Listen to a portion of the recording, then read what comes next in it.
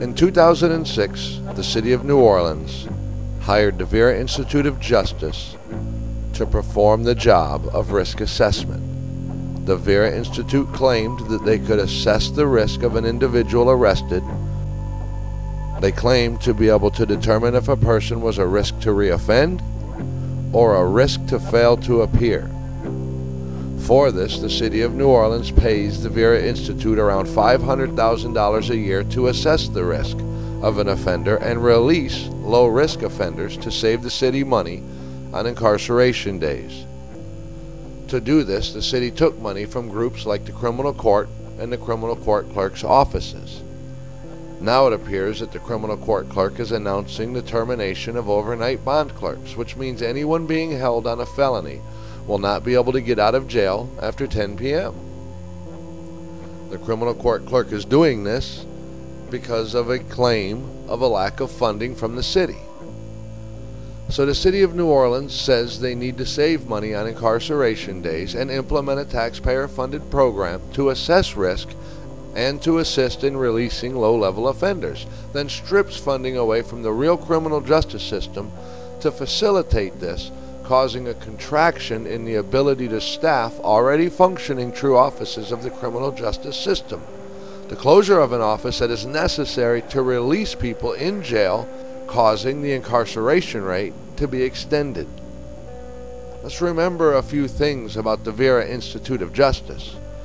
Vera, at our expense, rated the Mother's Day shooter, Akeem Scott, a 3, very low risk, before he shot 19 people.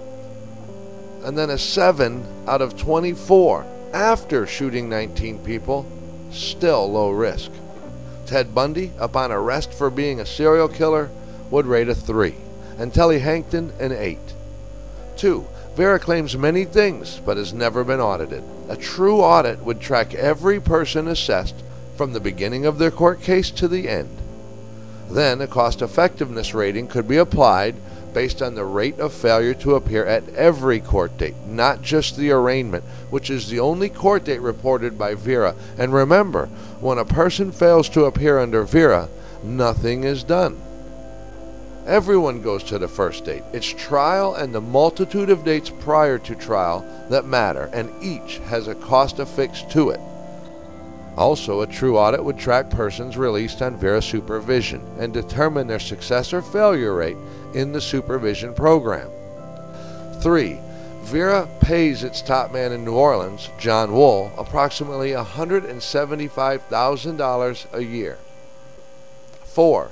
Vera New Orleans sends Vera New York approximately $146,000 a year in administrative fees. 5. Vera New Orleans sends Vera New York approximately $45,000 a year to rent their software, a software program that very well could have been written by high school students. It's time for the city to release the names and dates of every person assessed by Vera to the public so a proper audit can be accomplished. Vera telling the city that they've reduced the number of incarceration days and have saved the city $1.2 million is not an audit and not acceptable. They weren't hired to produce fewer incarceration days. They were hired to assess risk of failure to appear, and risk of reoffending. If they're successful, that should result in fewer incarceration days.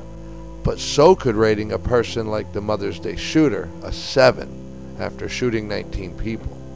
If the city is spending taxpayer money, then they must submit to a proper audit.